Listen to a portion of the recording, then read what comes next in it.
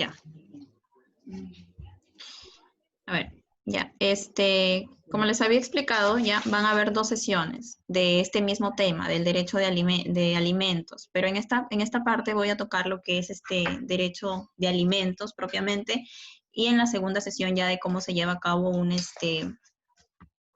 cómo se lleva a cabo el proceso de alimentos en sí. Ya, entonces, por alimentos tenemos una definición que ya nos había dicho Salvador, lo que entendía, y él decía pues que alimentos era una sustancia, así en palabras vagas, que para una función vital de los seres humanos, ¿no? Que se parece a la definición que yo traigo, que dice, constituyen alimentos cualquier sustancia que puede ser asimilada por el organismo y usada para mantener sus funciones vitales, en el caso especial de los seres humanos. Dentro del ámbito jurídico, existe un concepto propio, un poco más amplio de lo que es alimentos, ¿ya? Y nos dice que por alimentos, según el artículo 472 del Código Civil, se considera alimentos lo necesario para el sustento, habitación, vestido, educación, instrucción y capacitación, para el trabajo y asistencia médica y recreación del niño o adolescente. También se considera alimentos los gastos del embarazo de la madre desde la concepción hasta la etapa de posparto. Entonces, este concepto, ¿no?, nos quiere dar a entender que toda persona está sujeta de este derecho, ¿no? Porque básicamente para subsistir necesita de varios factores, como por ejemplo salud, vestido, alimentos. Entonces, este concepto se debe tener en cuenta, digámoslo así, para poder entablar un proceso de alimentos en base a ello. Después tenemos los obligados a la prestación de alimentos. El artículo 474 nos dice que están obligados a la prestación de alimentos los cónyuges, los ascendientes y descendientes y los hermanos.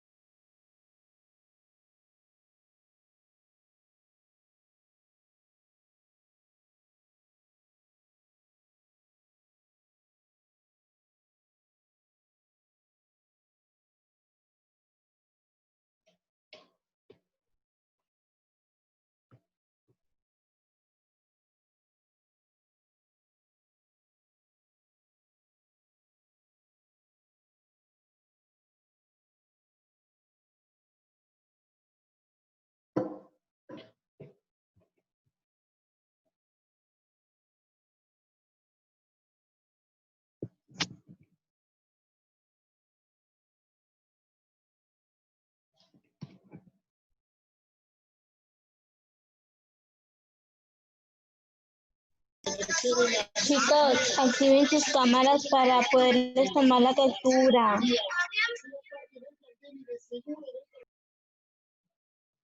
El 60%.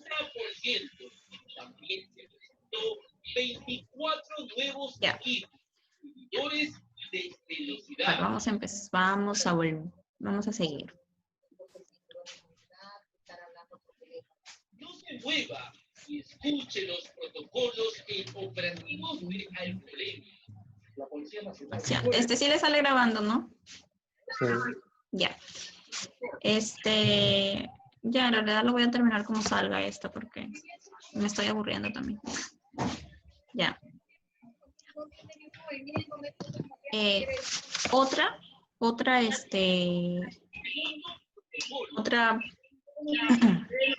Otra parte es la obligación alimentaria de los ascendientes. ¿Ya? Dentro de la obligación, esta obligación alimentaria de los ascendientes es básicamente la obligación que tienen los padres hacia sus hijos, o sea, de darles una pensión alimenticia. Entonces, ¿en qué casos sucede, en qué casos se pueden dar? Por ejemplo, está la obligación alimentaria de los demás ascendientes, ¿no? Y nos dice, el artículo 479. Entre los ascendientes y los descendientes, la obligación de darse alimentos pasa por causa de pobreza del que debe prestarlos al obligado que le sigue. En este numerando, ¿ya? Por ejemplo, en el caso de que exista un papá que no cuente con los con bienes suficientes, por así llamarle, para poder prestar o para poder subsistir propiamente él, entonces no puede prestar alimentos a un hijo que le pida, entonces también está obligado, o sea, la responsabilidad está facultado el abuelo, o sea, a eso se le denomina a los demás ascendientes, o sea, si no puede, por X motivos, o sea, pero se tiene que determinar de que el papá en este caso no cuenta con dinero suficiente para poder prestar los alimentos, entonces el abuelo en este caso, que es otro ascendiente, se puede hacer cargo de esta responsabilidad, entonces a esto se refiere. Luego está la situación de los hijos mayores de edad.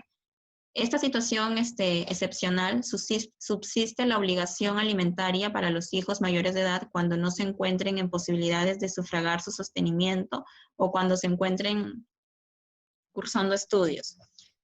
Ya, o sea, los hijos mayores de edad también pueden prestar, también pueden pedir pensión de alimentos, siempre y cuando se determine, por ejemplo, que tienen, no cuentan, ¿no? Para subsistir propiamente, no cuentan con dinero, se tiene que determinar que no pueden subsistir y que, por ejemplo, están cursando estudios, ¿no? Están cursando estudios superiores, ¿no? Entonces ellos, si se determinan esos requisitos, se procede con una demanda de alimentos, o sea, para los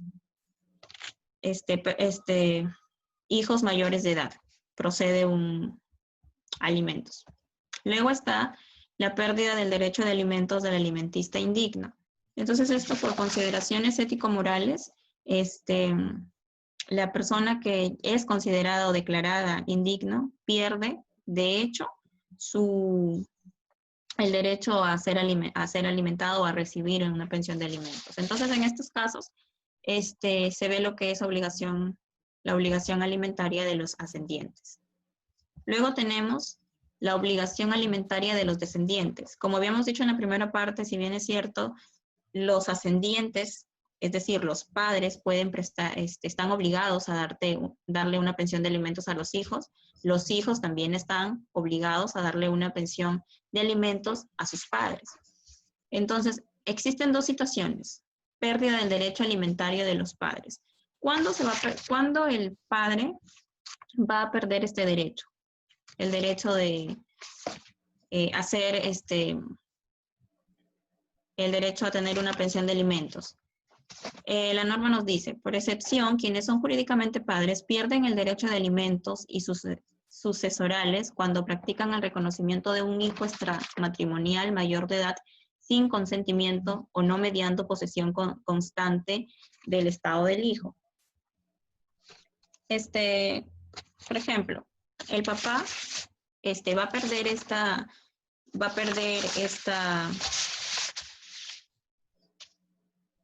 perder este beneficio, ¿no? de que tenga alimentos cuando él haya practicado el reconocimiento de un hijo extramatrimonial, es decir, tiene otro hijo y no ha dado cuenta de que existe este hijo extramatrimonial. Entonces, en ese caso, y sin consentimiento, entonces se pierde este beneficio y no se llevaría a cabo un proceso de alimentos si es que no ha habido consentimiento del hijo que está obligado a prestar. Luego está el obligado o acreedores alimentarios de hijos no reconocidos. Este caso se conoce con el nombre de hijos alimentistas, pues se trata de los hijos reconocidos tan solo por la madre, no por los padres, quienes jurídicamente solo están obligados a prestar alimentos.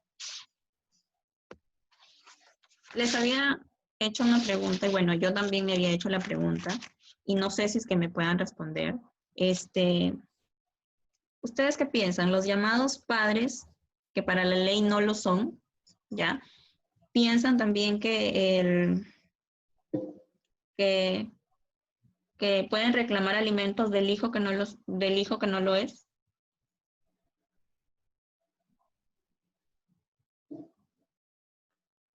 No.